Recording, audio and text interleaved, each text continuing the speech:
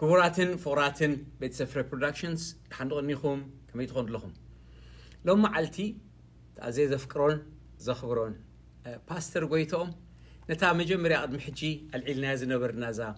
مزمور العلو تبل مصحف دريسو ابصحوال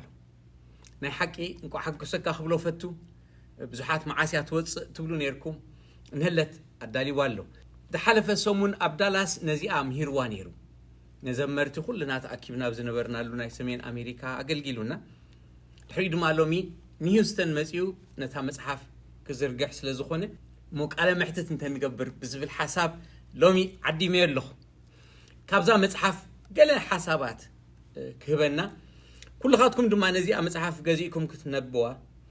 كابا بزح كتقمو حدا راخب لكم دلي منات نتهم زصحفو زلو كنتابع لنا احنا مسخلنا حوي اجوها خنبلو بحقي بزي كنتابعو بمغزاون كنتحابر غزينا طراي ديكون كننببا ممكن تقملا حدا راب لكم باستر قويتش حوي كاب متن لعلي دسيلوني مصحف تدريساس توديا كم زخت بقى مصحف زصحف سب ازيو فلو اخبروت هلني مخنياتو نوح غزي يوسد زدكم زهكي نغري ግን ተጻሕፈ ነገር ይንነውህ ክነብር ዝኽእልሞ እንኳ ከምዚ አበርከትካ ሕጂ ዛ መጽሐፍ አንቢበ ፈተያኤ ባጽሕፈውን ኣለኹ ምናልባት ከምታ ኣነ ተረዲኡ እንደለኹ ካልኦቱን ምን ትኽርድኦም እዛ መዝሙር አልዕሉ እትብል መጽሐፍሲ ንኹሉ ዲያ ኩሉ ሰብ ይዝምር ዶ እዩ ሓቂ በመጀመሪያ ከመስግነካ ፈቱ ደቂምካ خلای ዕድል ስለዛሃብካኒ ታ መጽሐፍካ ከምዚ ላኽትውዳ ጸሎት ብዙሓት ቅዱሳን ስለዚህ حجزنا أملاخ يمسكنا برجل سباتي قويت هذه خمسة إذا مصحف يأخذوا داولو نيروي قويت أخي مسألة تصحفت أملاخ نمسكنا أنا كبرنا أملاخ يخون سلازم زخونة سب زعبا زع مزمور على علو حسب كله نت مزمور مدرس كلاتنا خين درسون خلينا نايز توهبوا ميو تخونا جنا مزمور كزمر زي كالجنا يبلنا بدمص قانانا إنا نفعل نخون نمبر نفسه وكف كزمر كإلة هلو إذا خمنتاينا نبجس إجزاء بهير نسب بمسلون بملكون بمسلون كفترة خلو نمسجانون نخبرون كم زفتران كم زدكونون يجوز عرب تنمسجانا يزدكون كون زفتركون عم تعيو قبل الله خويبل كمان تخزمروا اللي يتهزبي سلازي إذا مزمور زي سب كحسب كله مزمران ترحيلو كحسب يبولون عبز تقميت زول حسب كل حزب أملاخ كزمر مسلو خمسخانة كل حزب أملاخ استفتره نخزمر سلازخانة سلاز حفش أو فلتأتيو زلوا عبزي سلاز توم درست نت مزمور مسمصوا كل حزب خا زمراي سلازي قال أملاخ كندقفون تدا أخوينا عبز داقم سلاسن حدن 19 تايبل إذا مزمور زي نعخاتكم تصحفوا عندك إسرائيل مهرم أب أفهم كأمبرو إذا مزمور نعخاتكم صحفوا نعخات صحف أيكون نزبلو زلو موسى زمرايو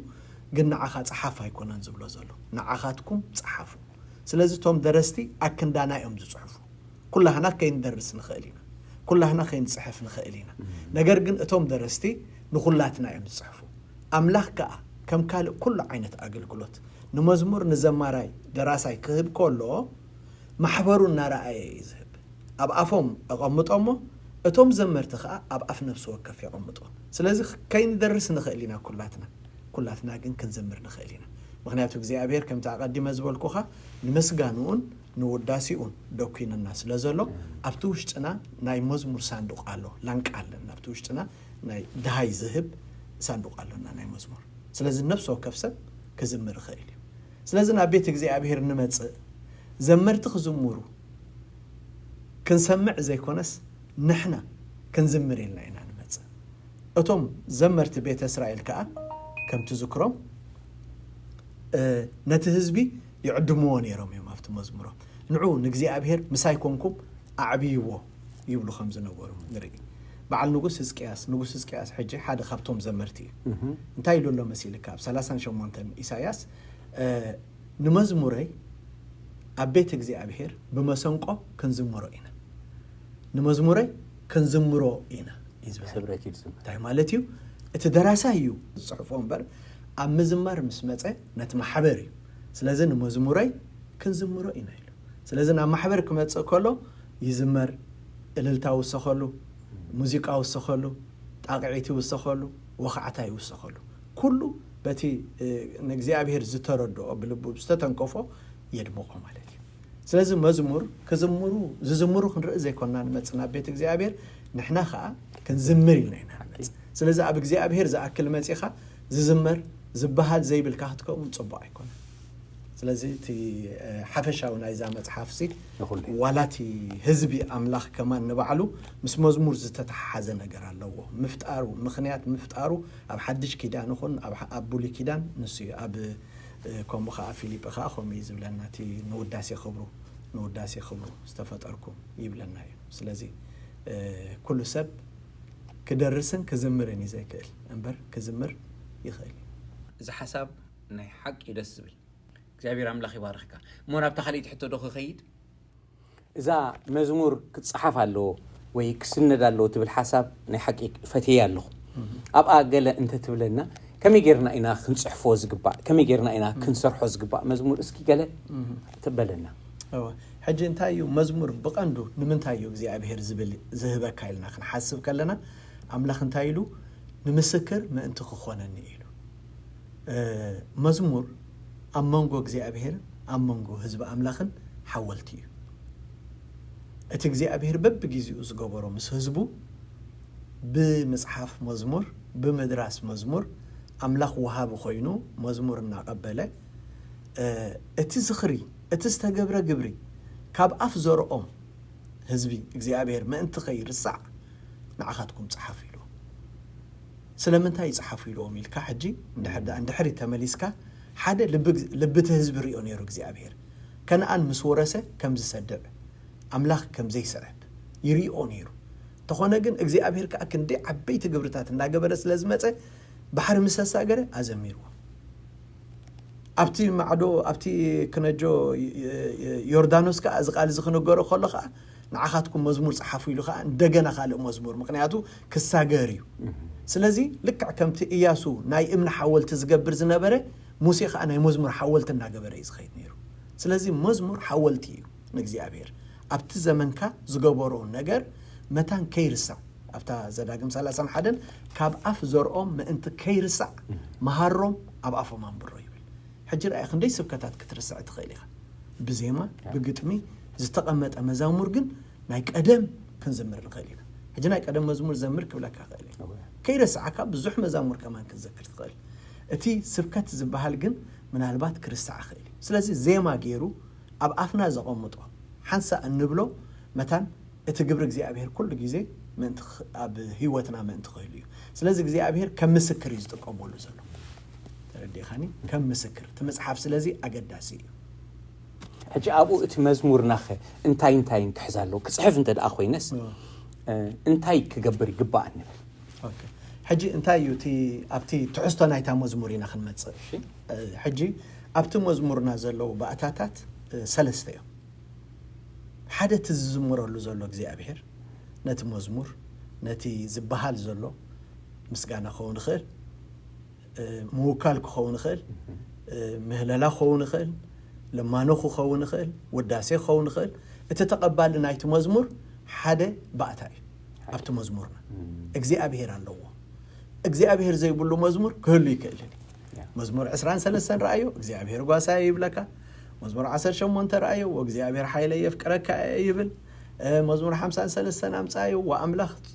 ጽሩይ ልብ ፍጠረለ ይብል አምላኽ ዘይብሉ መዝሙር የለን ስለዚ ካብቶም ባእታታት ናይ መዝሙርና እንብሎም ሓደ እግዚአብሔር በዓል እዩ ተተቀባሊ መዝሙር ተተቀባሊ ናይቲ ዝበሃል ዘሎ ማለት እዩ ተኻልኣይ ባእታ እቲ ሰብ እዩ ነገሩ ብዜማ ገይሩ ዝጽል ዘሎ ብዜማ ገይሩ ዝውከል ዘሎ ብዜማ ገይሩ ዝንሳሕ ዘሎ ብዜማ ገይሩ አድናቆቱ ዝገልጽ ዘሎ ሰብ ኣብቲ ውሽጢ ኣሎ ተዝበሃል እግዚአብሔር እቲ ዝቕበል መዝሙር እቲ ዝብል ሰብ ዝህብ መዝሙር ኣሎ ንኽልቲኡ ዘራኽቦ ከኣኒ ሓደ ቴማ ኣሎ ርእሰ ነገር ናይታ መዝሙር ንኣብነት 18 ድሕሪ ወሲድካ እግዚአብሔር ከመይ ዝበለ መናገፊ ከም ዝኾነ እያ እታ ርእሰ ናይታ ነገር أملاخسي مناقف خمسة بعسرت زأكل قالات كأني داويت تتملاليسو وغزيابير حيله يفكركاي عردي مناقف العلز بلا قولي قرن مدحنا يزبل كلن زين نمدحن زغلصا كدحنا زخئلا كوعلا زخئلا خاب صلاي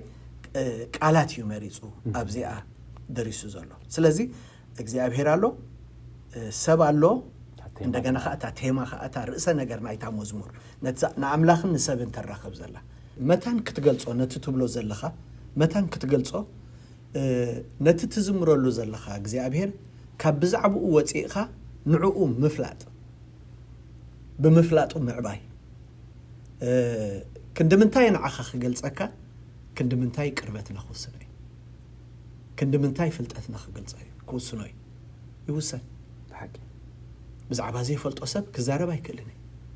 ብዛዕባ ዘይፈልጦ ሃገር ክገልጽ ኣይክእልኒ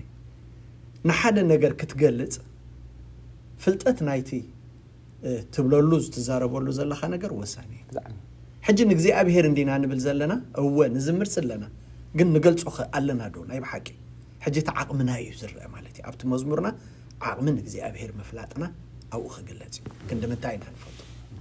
ኣብ ቆሎሴ 1 ካብ 8 ስጋብ 10 ዘሎ ንኣምላኽ ብምፍላጥ ክትዓብዩ ብፍልጠት ፍቃዱ ክትዓብዩ ዝብል ኣሎ ንኣምላኽ እናፈለጥካን ፍልጠት ፍቃዱ ከዓ ምስኡ እናፈለጥካ ኢኻ ትኸይድ ንዓኻ እናፈለጥኩ ክኸይድ ከለኹ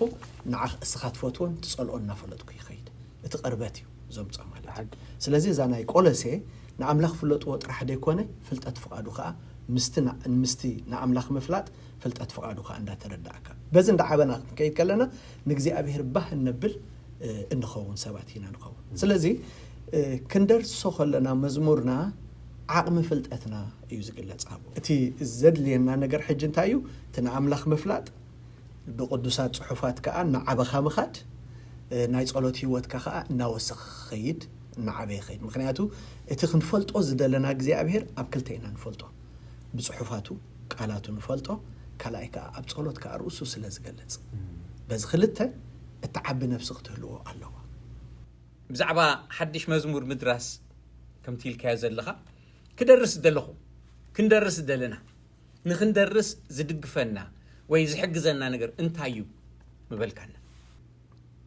ጽቡቕ ማለት ሕጂ እቲ ወሃቢ መዝሙር ኣምላኽ ባዕሉ እዩ ኣብ መዝሙር 40 እንድሕር ዳሪእኻ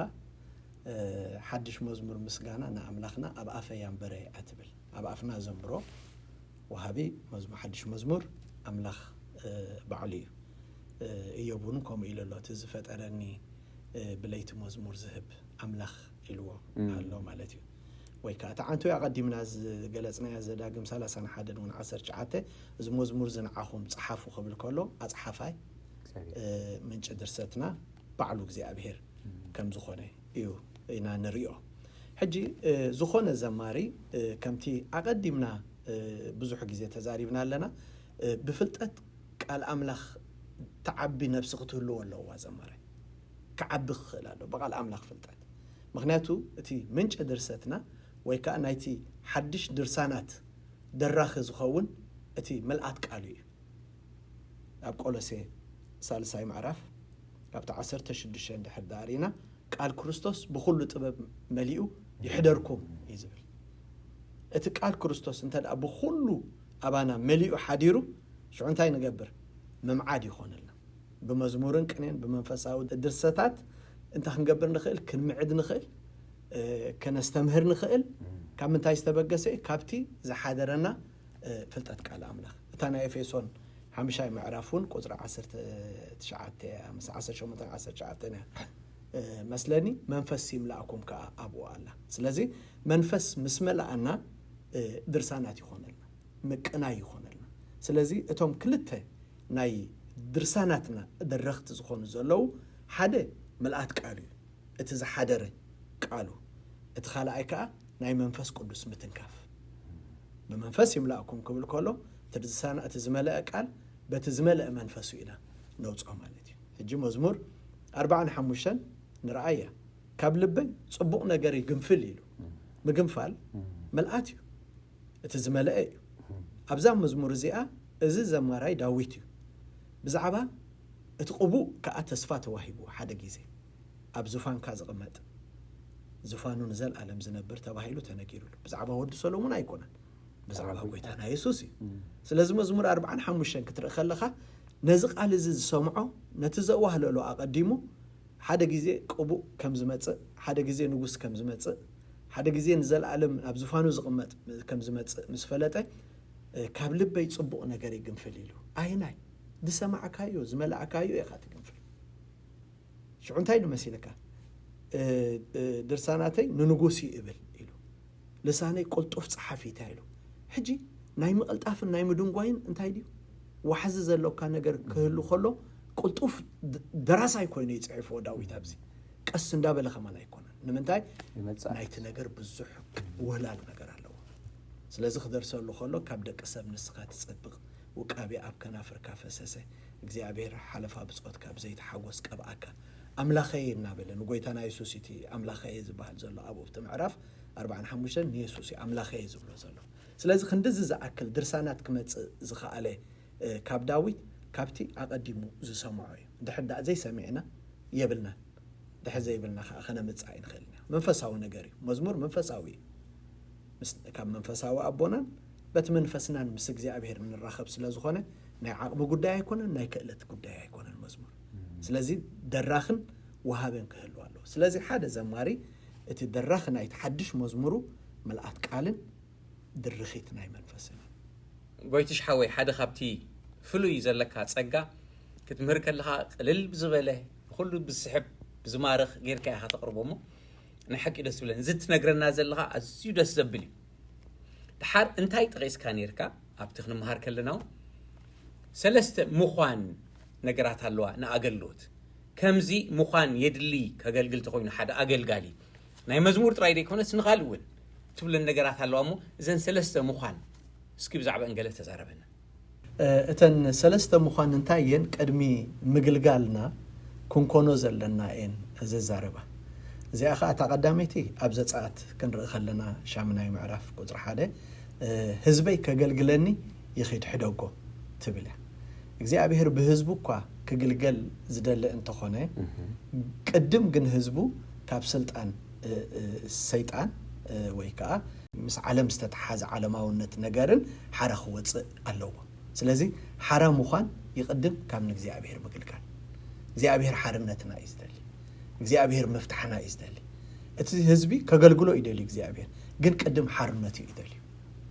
እታ እስርተ አድጊ ዘክራ أملاك قدم كتفتح يا عزيز ويتانا كتفتح يا عزيز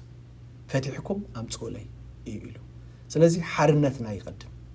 حدا مخاني زي حرام مخان تخليت مخان لواويان كحرة يخلون ده حد داريقة أبزوه الكشمان تعسر 14 حموشن لواويان نعيم انتو خانو بدحرتنا بدون كان من رغاب أتيوم كقل كلو يبل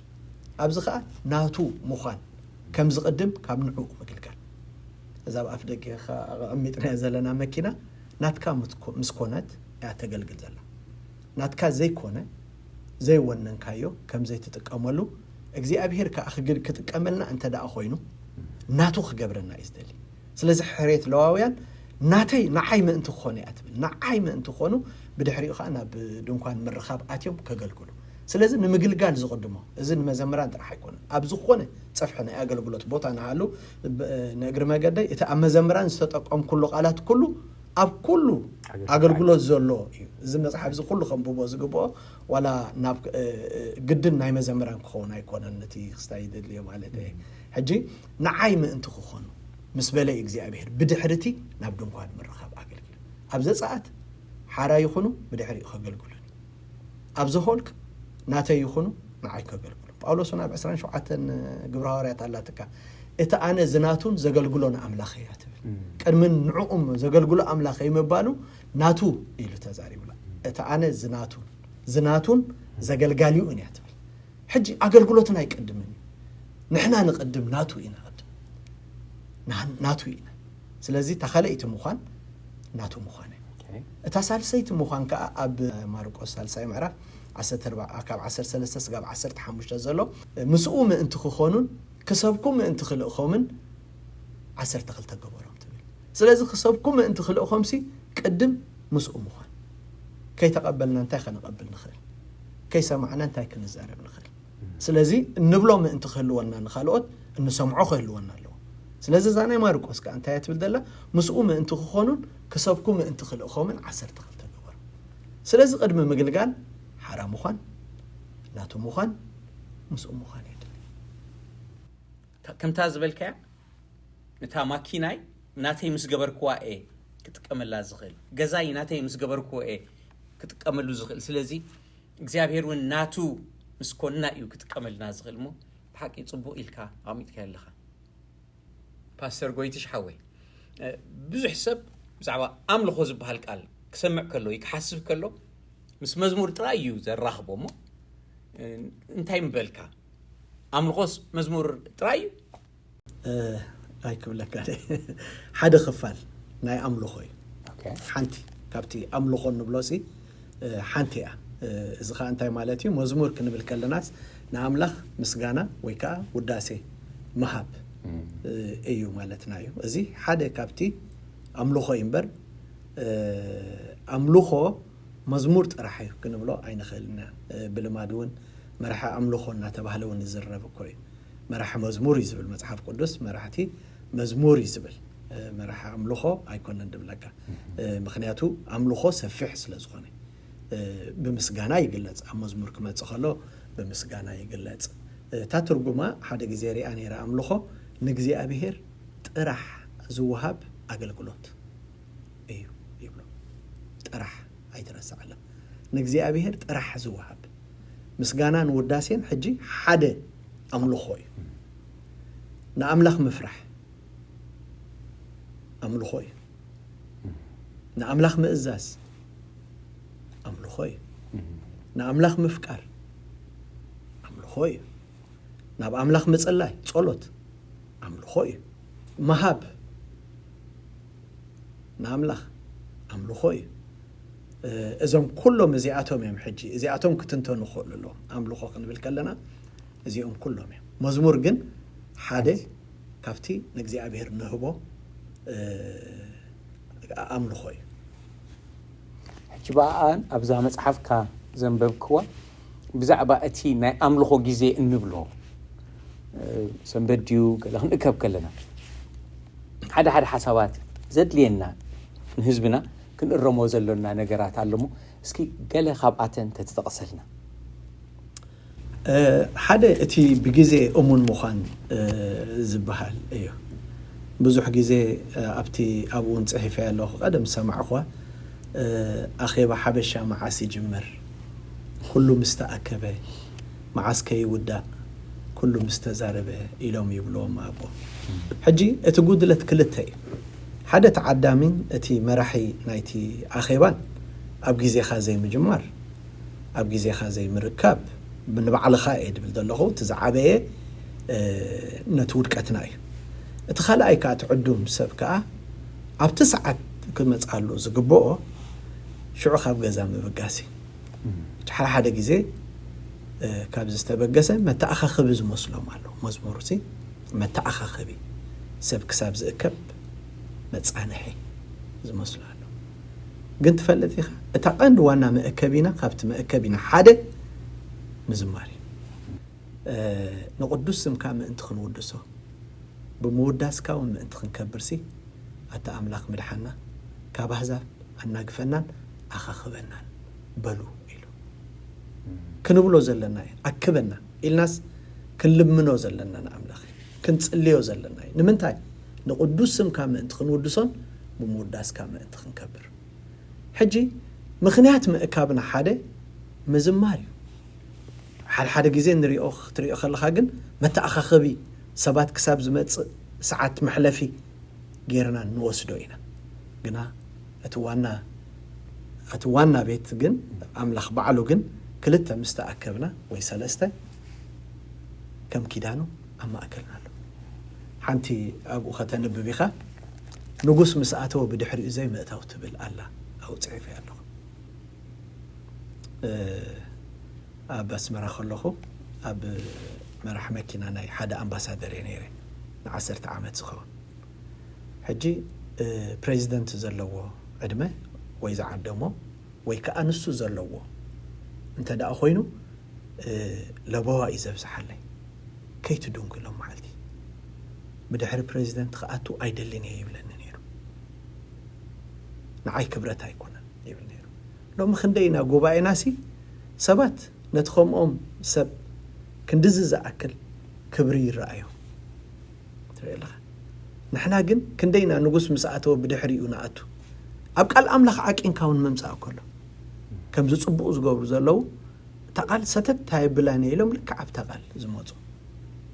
ولا سبخت خوينا لك عب قال املاخ كنمص اذا ازي ودقتي اتعزينا خنا محايشه زلنا غوباينا لك كجمر كله اب ساعات كان مركبي ስለዚህ ከምቲ ንሙሴ ጽባሕ ሓንጌኻ ተረኸብ ናብ ርእሲ ኸረን ኣብኡ ተረኸብ ክልተ ጽላት እምኒ ሒዝካ ምሳኻ ኸኣ ሰብ ኣይደይብ ዝበሎ እዚኦም ብሙሉእ እንድሕር ዳሪኸን ስርዓት ናይ ክስታ እዩ ስርዓት ናይ ኣኼባ እዩ ሙሴ ኸኣ ኣንጊዩ ኣብቲ ርእሲ ኸረን ተረኸበ ይድብለካ ብቆፀሩ ኣምላኽ ቋፀረና ልክዕቲ ቆፀረና ናይቲ ቤተ ክርስቲያን ናይ ኣምላኽ ቆፀራ ጌርና ክንወስዶ ይግባአና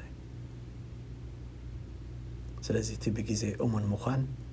ኣዝዩ ኣገዳሲ እዩ ትዝገርመካ ኸ ኣብቲ መንፈሳዊ ነገር ኣብቲ ቤተ ክርስቲያን ኣብቲ ናይ ንሓድሕድና ዕድመ ኸ እዩ እዚ እምበር ኣብ ስራሕና ከምኡ ይኮነን ሕጂ ሰዓት ምኽባር ካብ ስርሑ ዝስጎግ ሓበሻ ደሎ ይመስለካ ምሽ ነዊሕ ዓመት እንድሕር ሰሪሑ ሓደ ሰብ ኣብ ሓደ ስራሕ እዚ ዋና ዘኽብራ ዘሎ ሰዓት እያ ሕጂ ኣብቲ ናይ ኣምላኽ ኣብቲ ናትና ዝኣመሰለን ክኸውን ከሎ ነቲ ግዜ ነብሎ ሕጂ ፍላጥ እዩ እምበር ጉዳይ ኢሚግሬሽን ዶ ይሃልወና ጉዳይ ስራሕና እንዶ ረአዩ ናይ ደቅና ጉዳይ ክሎ ናይ ኩሉ ጉዳያትና ረአዩ ቅድሚ ሰዓት ነቶም ዋርድያ ከይንኽፍቶም ትፈርሕኻ ሕጂ ኣብዚታት እውን ቁርብ ኢለ ኣለኹ ማለት ሲ ብግዜ ኣብቲ ሰዓትና እንድሕር ተረኺብና ክንርከብ ከም ዘለና ምክንያቱ እንታይ ዝብለካ መሲለካ ኣብ ድንኳን ጻድቃንሲ ድምፂ እልልታን መድሓንን ኣሎ እዩ ዝብል እንታይ ማለት እዩ በቃ ንኣምላኽ ዝኸውን እልልታ ኣለና ከምቲ በልዓም እዚ ህዝቢ እዚ ንኣምላኹ ዝኸውን እልልታን ወኻዕታን ኣለዎ ምክንያቱ እግዚኣብሔር ኣምላኹ ንጉሱን ኣብ ማእከሉ እዩ ኢሉ ትኽረግም ዝመፀ እኳ ይተረእይዎ ትኽረግም ዝመፀሲ ንጉስ ከም ዘሎ ኣብቲ ማእኸልን እቲ ህዝቢ ከኣኒ ዕልልታ ከም ዘለዎ ይርኢ ኣሎ ስለዚ እንታይ ማለት እዩ ንንጉስ ዝኸውን ዕልልታን ወኻዕታን ንቕበለሉ ምቕባል ስለ ዝኾነ እቲ መዝሙር ክስታይ ክንገብሮ ኣለና ማለት እዩ ብግዜና ክንመፅእ ኣለና ኣየናይ መራሒ ሃገር እዩ ናይ ህዝቡ ጣቕዒት ወኻዕታ ጭብጨባ ፊስካ ከይተቐበለ ድምፁ ዘስምዕ ዘሎ እዩ ነዚ ቀዳማይ ቆሮንቶስ 14:26 ከዓ እንሆ ክትእከቡ ከለኹም መዝሙር ኣሎ ኢሉ ዝጅምር እቲ መዝሙር ነቲ ኣብ ማእከልና ዘሎ እግዚኣብሔር ንዕብዮ ማለት እዩ መዝሙር 7:7 እንታይ ይብለካ ናይ ማሕበራት ህዝብታት ይኽበብካ ይብል ኣምላኽ ኣብ ማእከልና እዩ ዝኸውን ንሕና ከዓ ንኸቦ ነዚ እዩ ኣብ 68 መዝሙር ኣቱም ኣብ ዝርኡ ዘለኹም ነቲ ዘፍርሕ ገጸ በረኸት ኣቕርቡሉ ዝብል ክንእከብ ከለና እግዚኣብሔር ኣብ ማእኸልና ኢና ነዚ መዝሙር ዳዊት ሓሊፉ እንድሕር ኣንቢብካ ኣብ ገለገሊኡ ኣብ ቅድሚ እግዚኣብሔር ንዑን ናብ እግዚኣብሔር ንቕረብ ዝብለካ ክንዝምር ከለና ኣብ ቅድሚ ንጉስ ኢና ንመፅእ ኣብ ቅድሚ ንጉስ ባህበልኩም ኣብ ቅድሚ ንጉስ ዘምሩ ኣብ ቅድሚ ንጉስ እናበለ ዝዛረብ ስለዚ ጉባኤና ኣዝዩ ክልወጥ ይግብኦ እዩ ንኣብነት ክዝመር ከሎ ኩሉ ሰብ ክትስእ ኣለዎ ክንትስእ ዘለና ንጉስ ኣሎ ኣብቲ ማእኸል ጉባኤ ጎይታ ኣሎ ኣብቲ ማእኸል ጉባኤ ነዚኦም ኣብ ነህምያ 9 ምዕራፍ ተንስኡ ዝበሉ ክዝምሩ ምስ ሓሰቡ ተምለዋይ ተስኡ ኢሎም ኩሉ ሰብ ይትስእ ኩሉ ሰብ ከዓ ይዝምር ኩሉ ሰብ ንኣምላኽ ልዕል የብሎ ነቲ ኣብ ማእከልና ዘሎ ስለዚ ኣብ ቅድመይ እናሃለኻስ ንጉስ ኣብ ቅድመይ ገይረስ ላግፂ የለን ፀወታ የለን ስለዚ ክንድኡ ዝኣክል እዚ ፍርሓት እዚ ክንኣትዎ ናብዚ ክብሪ እዚ ከምዚ ከም ዝኾነ ጉባኤና እናሰኣልና ክንመፅእ ኣዝዩ ክድለየና ነዛ መፅሓፍ እስኪ ረኣየለይ ከለ ንሕራሉ ሓሳባት ሃበኒ ኢልካ ክትሰደሊ ከለካ ኣብቲ መጀመርያ ካብ ደንበብኳ ልክ ዓብኣውን ገንፂለ ኣለኹ ሓድሽ መዝሙር ዝድረሰሉ ኩነት ወይ ፍጻሜ ኢልካ ብዝጠቀስካዮ ሰለስተ ነገራት ነይሩ እዚ ነዞም ተኸታተልቲ መደብና እንተትነግሮም ደስ ምበለኒ እዚኣ ብናተይ ርድኢት ጽሒፈያ ዘለኹ ምናልባት ከምቲ ብትምህርቲ ሽዑኡ ዝበልኮ ትማል እውን 4 ክበጽሕ ይኽእል 5 ክበጽሕ ይኽእል ንመጻኢ ግን ንዓይ ብዝተረዳእኒ ግን ኣብ 3 ኩነት ወይ ከዓ ናይ ህይወት ፍጻሜ ኮይንና ክንደርሶ ንኽእል ኢና እቲ ቀዳማይ ዝበልኮ እንታይ እዩ ድሕሪ ምፍጻም ኩነታት ሓደ ኩነት ምስተወድአ ምስተፈጸመ ብዛዕባኡ ንደርስ ኢና ኢለ ማለት እዩ ንኣብነት ዘጸአት 15 እንድሕር ዳሪኻ ቁፅሪ 1 ሽዑ ሙሴን ደቂ እስራኤልን እዚ መዝሙር እዚ ንኣምላኽ ዘመሩሉ እያ ትብል እቲ ኣብ 14 ዘጸአት ዘሎ ናይ እግዚኣብሔር ኢድ ዝረኣይዎ እቲ ናይ ጸላእቶም ኣብ ባሕሪ ምስጣም ዝረኣይዎ እቲ ናይ እግዚኣብሔር ልዕልቲ ኢድ ዝረኣይዎ ኣብቲ 15 ክዝምርዎ ከለዉ ንርኢ ነዚ ዓይነት መዝሙር እዚ እንታይ ኢለ ኣለኹ ድሕሪ ምፍጻም ኩነታት ብዛዕባ እቲ ኩነት ተመሊስካ ብዛዕባ እቲ ዝነበረ ክደርስ ከለኻ ስለዚ 15 ዘጸአት ክትሪኣ ከለኻ ብዛዕባ ፈረስ ብዛዕባ ምጥሓል ብዛዕባ እግዚኣብሔር ተዋጋኢ ምዃኑ ነቲ ዝነበረ ኩነታት ነቲ ዝሓለፍካዮ ክትገልጾ ዝበሃል እዩ ማለት እዩ ብዘይክኡ 18 እውን ጠቒስና ኣለና ካብ ሳኦልን ካብ ኩሎም ጸላእቱ ምስ እናገፎ ዳዊት ንእግዚኣብሔር ከምዚ ኢሉ ዘመረሉ ምስ እናገፎ ድሕሪ ኩነታት ድሕሪ ምፍጻም ኩነታት ብዛዕባ እቲ ዝሓለፈ ነገር ክትብል ከለኻ መዝሙር 51 ከኣላትካ ድሕሪ ናብ ባትሴባ ምእታው ዳዊት ዝዘመሮ ነቲ በደል ምስ ገበሮ ዝዘመሮ ስለዚ እዞም ድሕሪ ምፍጻም ኩነታት ንደርሶም መዝሙር ሕሉፋት እዮም ናይቲ ዝሓለፈ ምስጋና ክኸውን ይኽእል ናይቲ ጽቡቕ ዝተገበረ ናይቲ ዝደሓንካዮ ሓይሊ እግዚኣብሔር ዝረኣኻዮ ክኸውን ይኽእል ናይቲ ዝተጋገኻዮ ብንስሓ ክትብሎም እዚኣቶም ድሕሪ ምፍጻም ኩነታት ብዛዕባ እቲ ኩነት ንደርስ ማለት እዩ እቶም ካልኣይ ኣብ ውሽጢ ኩነታት እናኾነ ከሎ እቲ ኩነታት እናሓለፍካዮ ከለኻ ኣብኡ ኣለኻ ብዛዕባ እቲ ዘለኻዮ ከዓ ትደርስ ኢኻ እዚ ከዓ ኩነታት እናኾነ ከሎ ከዓ ኢለ ኣለኹ ነዚ ንኣብነት ካብ 52 መዝሙር ክሳብ 64 እንድሕር ደኣ ኸይድካ ዳዊት ኣብ በረኻ ኣብ ደረቕ ምድሪ ኣብ በዓቲ ጸላእቱ ክሕዝዎ ከለዉ ክሃድም ከሎ ክሕባእ ከሎ ኩሉ እዚ ይገልጽ እዘን መዛሙር እዚ እቲ ገሊኡ ከዓኒ ቅድሚ ኩነት እዩ ማለት እዩ ቅድሚ ሕጂ ጠቒስናዮ ነርና ብመዝሙር ትንቢት ይግለጽ እዩ ሕጂ ከም በዓል መዝሙር ዳዊት ኣብ ብዙሕ ኣለና ማለት እዩ ቅድሚ ሕጂ ጠቒስናዮ ስለ ዝኾና ኣይደልን ስለዚ ነቢያት ጥራሕ ዘይኮኑስ ዘመርቲ እውን ብመንፈስ ነቢይነት መሊኦም ድርሳናት ከምጽኡ ክእሉ እዮም ስለዚ ኣብ 3 ኩነት ይድረስ ሰለስቲኡ ከዓኒ ሓደ ነገር ከነስተውዕሎ ዘለና እንታይ እዩ እንተ ብድሕሪት ንዘምሮ ድሕሪቲ ሓደ ፍጻሜ ንዘምሮ እንተ ኣብ ውሽጢ እቲ ኩነት ኮይና ንዘምሮ እንተስ ናይ መጻኢ ይኹን ግን ቃል እምነትን ተስፋን ክህልዎ ኣለዎ መዝሙርና ተስፋ ዝህብ እምነት ክህልዎ ኣለዎ ንኣብነት ብፍላይ ከማ ውሽጢ ኩነት ኮንካ ክትዝምር ከለኻ ኣዝዩ ከቢድ እዩ ግን ዳዊት ኣብቲ መዛሙራቱ ኣብ ውሽጢ ኩነት ኮይኑ ዝዘመሮ ኣብ ኩሉ እምነት ትሪእየሉ ኢኻ በታ ዘእውየላ ግዜ እግዚኣብሔር ክሰምዓኒ እዩ ኣምላኽ ምሳይ ከም ዘሎ እዚ እፈልጥ እየ እናበለ ቃል ተስፋ እቲ ኩነታት ከም ዘይወሓጥ ካብ ኩነታት ስዒሩ ከም ዝወፅእ ይዛረብ ስለዚ ድርሰት መዛሙራትና ቃል እምነትን ተስፋን ክህልዎ ኣለዎ ውድቀት እንድሕር ተዛሪብካ ምትሳእ ቀልጢፍካ ተዛረብ ክብደት ፈተናኻ እንድሕር ደኣ ትዛረብ ኣለኻ እግዚኣብሔር እሙን ከም ዝኾነን በዚ ዝበካ ሓይሊ ንኹሉ ከም እትኽእሎን ተዛረብ ብዛዕባ ጸልማት ትዛረብ ኣለኻ ብዛዕባ ብርሃን ጥቀስ ዝኸበደካ ጸልማት ዝኸበበካ ጸልማት ጥራሕ ዘይኮነስ እግዚኣብሔር ብርሃን እዩ ካብ ዝኽወፅእ ዝብል ነገር ንሰብሲ ሒዝካ መሳገር ክትከውን ተደኣ ኮንካ መውፅኢ ክትከውን ተደኣ ኮንካ መዛሙራትና ኩሎም ተደሪሶም ዝተወድኡ ቃል እምነት ክህልዎም ኣለዎ ከም መዝሙር ዳዊት 51 ትኸብድ መዝሙር የለን ናይ ንስሓ ግን ኣብኣ እንታይ ኢሉ ኣሎ ዳዊት መሲልካ ሕግኻ ንመፍረስቲ ክምህሮም እየ ኢሉ ኣሎ እንታይ ማለት እዩ ወዲቐ ኣይተርፍን ክትስእ እዩ ዝብል ዘሎ ክትስእ እዩ ዝብል ዘሎ ስለዚ ሙዳቕ ጥራሕ ዘይኮነ ክንዛረብሲ ምትሳእ ከም ዘሎ ኣብቲ ጉባኤ ብዙሕ ዝወደቐ ሰብ ሰምዓካ متساء كم زلوا اندحر نجير كاي حيلي يركب كبدت زلوا ناي فتنا ملي بزعبات خبدت راح زيكون كاخت الزاربسي እግዚአብሔር እሙን ምዃኑ እግዚአብሔር ክረዳእካ ምዃኑ እግዚአብሔር ክድግፈካ ከምዝኾነ እምነት ዘለዎ እንተዳገርና ንዓና ነትሰምዓና ከነሳገሪና ማለት እዩ ፓስተር ጎይትሽ ሓወይ ከምዚ ኢልካ እዚ ካልኣይ ግዜ እዩ ጉትት ኣቢለ ምጻካሞ ዘይሓሰብካዮ ናብ ቃል ምሕተት ደኣቱ ዘለኹ ሕጂውን ሕጂኻ ካብ ዳላስ መጺኻ ከለኻ ደኺመ ይብልካ ወላ ገለ ይብልካ ከምዚ ስለዚ መጻኻና بحقي بسمين بسم فري برودكشنز ናይ ሓቂ ከመስግነካ ደሊ ተስፋ ገብር ብዙሓት ሰባት ነዚ ኣገዚኦም ሲ ብብዙሕ ክባረኹላ ስኻ ድማ ተስፋ ገብር በዚ ኣጠጠው ከይተብል ስኢልካ ሓንሳብ ምስ ጀመርካ ትቕፅሎ ነገር ክኾነልካ ምክንያቱ